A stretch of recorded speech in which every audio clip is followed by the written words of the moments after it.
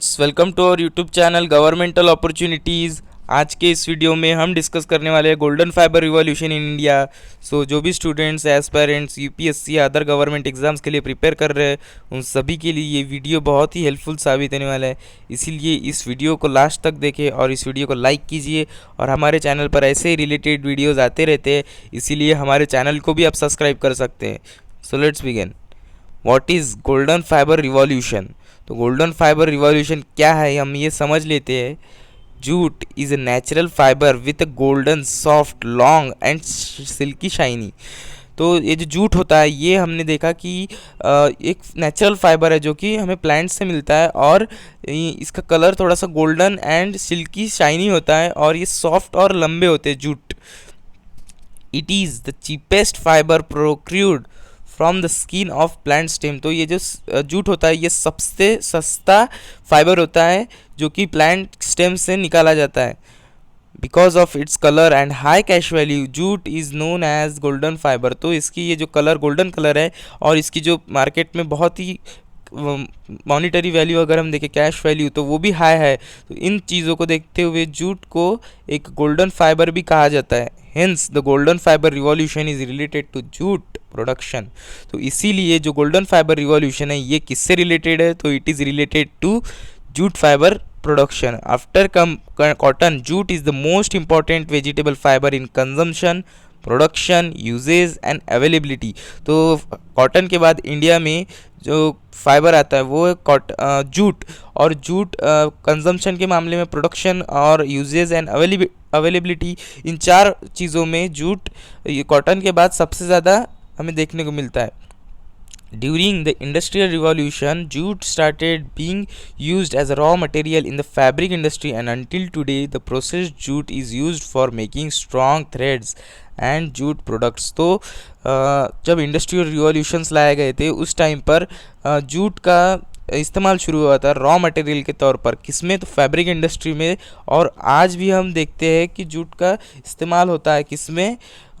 Strong threads और jute products को produce करने में के लिए।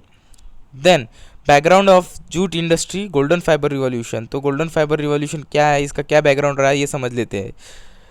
Bengal being a riverine state in congenial for jute cultivation, hence the rate of jute cultivation and production was high in Bengal. तो बंगाल में हम देख पाते हैं कि वहाँ पे बहुत सारी रिवर्स वहाँ से फ्लो होकर जाती है, जिसकी वजह से वहाँ पर एक सुंदरबन डेल्टा भी फॉर्म होता है।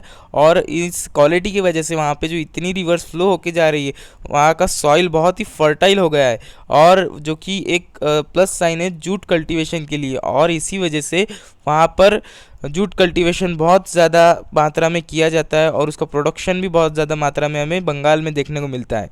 Further more the British east India company also started the jute cultivation commercially and used jute woven bags to distribute food grains all over the world for the same reason। और इसी को देखते हुए जो British east India company थी उन्होंने क्या करना शुरू कर दिया? तो उन्होंने जो जूट था इससे बैग्स बनाना शुरू कर दिया, और जिसके अंदर फूड ग्रेन्स भर के वो पूरे वर्ल्ड में डिस्ट्रीब्यूट करने लगे।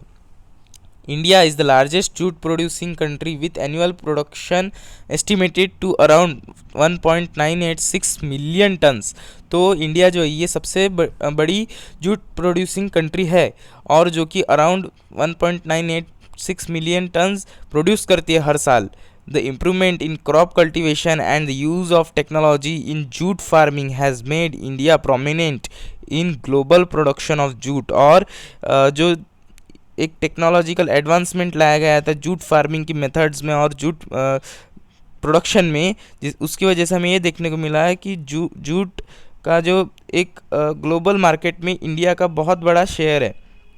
Waste Bengal accounts for almost 50% of country total jute production. Other major states jute producing regions in country include Uttar Pradesh, Bihar, Assam, Meghalaya and Orissa.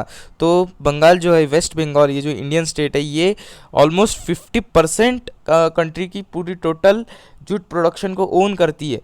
और बाकी के अगर हम मेजर स्टेट्स देखें तो उनमें आता है Uttar Pradesh, Bihar, Assam, Meghalaya and Orissa. India along with the major producer is also the largest consumer of jute and products in world, so that it had to import around 337,000 tons of jute and into products in the year 2021 to meet the domestic demands। तो एक हम ये बात देख पाते हैं कि जो इंडिया है ये सबसे बड़ी प्रोड्यूसर कंट्री है और साथ ही में सबसे बड़ी कंज्यूमिंग कंट्री भी है, और इसकी की वजह से जूट को हमें इंपोर्ट करना पड़ता है। हालांकि हम बड़ी जूट प्रोड्यूसिंग कंट्री होने के बावजूद भी हमें इंपोर्ट करना पड़ता है, और 2011 के वक्त डोमेस्टिक यूज़ के लिए 337,000 टन्स जूट को इंपोर्ट किया गया था इंडिया में। Then significance of golden fibre revolution, तो इस गोल्डन फाइबर रिवॉल्यूशन का क्या इंपॉर्टेंस रहा है इंडिया में। Jute increase the organic fertility of the soil for other crop plantation, तो जूट की वजह से क्या हुआ है कि जो सॉइल फर्टिलिटी थी ये इंक्रीज हो गई है, और उसकी वजह से अदर जो क्रॉप्स होते हैं ये भी अच्छे ग्रो कर रहे हैं। Organised processing and cultivation of jute helps farmers to earn and save substantial money for carbon credits, तो ये जो फार्मर्स लोग थे जो जूट हमने देखा कि इसकी जो प्राइस भी बहुत हाई होती है, तो उसकी वजह से फार्मर्स की बहुत सा पैसा बचा है जूट प्रोडक्शन की वजह से, और फार्मर्स सेव कर पाए पैसा। The valuation of the carbon credit of jute product cultivation is pinned at farmers saving made in purchase inorganic fertilizers, तो ये जो जूट हमने देखा कि ये जो सॉइल को फर्टाइल कर देता है, फिर से इसकी फर्टिलिटी इंक्रीज कर देता है, तो इसकी वजह से फार्मर्स को फिर इनऑर्गेनिक फर्टिलाइजर्स खरीदने नहीं पड़ते, और उसकी वजह से फार्मर्स की सेविंग हो जाती है बहुत। Renewable source application of jute has made it a key raw material in the paper industry, और जूट एक की रॉ मटेरियल है पेपर इंडस्ट्री में। Burning 1 ton of plastic bags emits 63 gigajoule of heat and 1340 tons of carbon dioxide, तो अगर हम plastic bags को जलाते हैं, 1 टन प्लास्टिक बैग को जब हम जलाते हैं तो उस टाइम पर कम से कम 63 गीगा जूल ऑफ हीट, बहुत सारी हीट प्रोड्यूस होती है, और साथ ही में इतना सारा carbon dioxide 1340 tons carbon dioxide produce होता है, जो कि बहुत ही हम कह सकते हैं कि एनवायरमेंटली डिस्टर्बिंग फैक्टर है। Whereas burning 1 ton of jute bags emits only 2 gigajoule heat and 150 kg carbon dioxide, तो आप यहाँ देख पा रहे हो कि जूट कितना इको फ्रेंडली है। तो अगर हम जूट की 1 टन जूट बैग्स को जलाते हो तो वो सिर्फ 2 गीगाजूल ही हीट प्रोड्यूस करता है, और सिर्फ 150 kg ही कार्बन डाइऑक्साइड प्रोड्यूस करता है। Then need for golden fibre revolution in India, तो इंडिया में ये गोल्डन फाइबर रिवॉल्यूशन क्यों लाया गया था, इसके क्या रीजंस रहे थे इसकी वजह से ये रिवॉल्यूशन लाया गया था। India's first jute factory was established at Kolkata in 1854, ये आप डेट नोट कर लीजिए कि कोलकाता में इंडिया की सबसे पहली जूट फैक्ट्री बनाई गई थी। India had a monopoly both in the production of raw jute as well as the jute products before independence, तो इंडिया जो है ये इंडिया की बहुत हमें मोनोपोली देखने को मिलती है जूट प्रोडक्ट्स और एज वेल एज जूट, तो यानी कि ऐसा था कि इंडिपेंडेंस के पहले इंडिया में जूट प्रोडक्शन बहुत ही अच्छा था। Post independence the jute industry in India are damage due to several problems. The problem faced by jute industry are mentioned below. तो पोस्ट इंडिपेंडेंट ईरा में हमें बहुत सारी प्रॉब्लम्स देखने को मिली जिसकी वजह से जूट इंडस्ट्री ने बहुत सफ़र किया है। तो वो प्रॉब्लम्स क्या है हमें ये समझ लेते हैं। During the partition of India most of the jute mills remained in India while major jute producing areas went to Bangladesh, then East Pakistan, thus creating the problem of storage of raw material. Despite the export of government to increase the area under jute, India is not sufficient in raw material and also to import the same from Bangladesh and other countries. तो हमें ये बहुत ही ज़्यादा एक problem देखने को मिली है कि जब पार्टीशन हुआ था तब एक जो ईस्ट पाकिस्तान फॉर्म हुआ था जिसे कि आज हम बांग्लादेश के नाम से जानते हैं, तो उस वक्त इंडिया की जो जूट मिल्स थी वो इंडिया में रह गई, और जो लेकिन जो मिल्स रह गई और जो जूट जहाँ से प्रोड्यूस होता था, जूट प्रोड्यूसिंग एरिया, वो सब सारे बांग्लादेश में चले गए, जिसकी वजह से हमें जो रॉ मटेरियल की कमी देखने को मिली है। और जो जूट हमें एक्सपोर्ट करना था उसकी जगह हमें जूट उल्टा इंपोर्ट करना पड़ा बांग्लादेश और अदर कंट्रीज से। Then the mills and machinery in the jute industry in India are obsolete and need technological advancement. The government of India in 2006 launched a jute technology mission with 4 mini missions that include jute research, development of jute agriculture and its extension, processing and marketing of jute raw jute।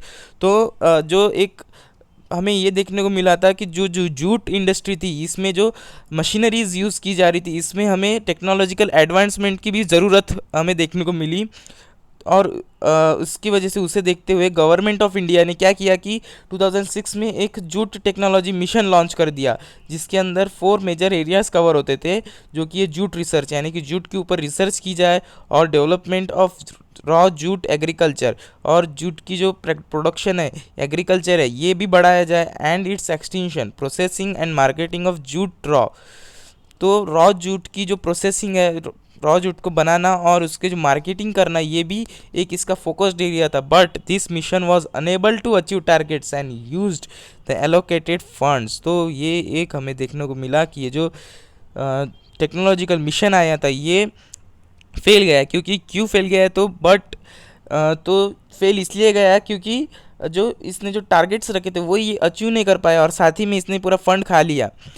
Jute industries in India are also facing decreasing demands for their produce.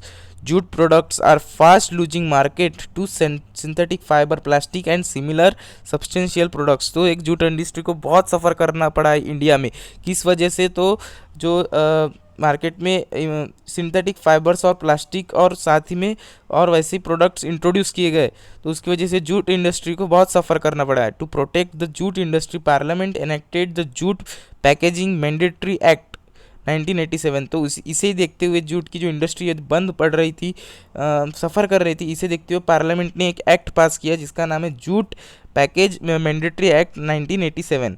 The jute industry is reeling under the crisis caused by the shutdown of jute mills. तो जिसकी वजह से ये जो सफ़र कर रही थी jute industries, उसकी वजह से क्या हो रहा था कि जूट माइल्स बहुत सारी बंद हो गई इस क्राइसिस की वजह से।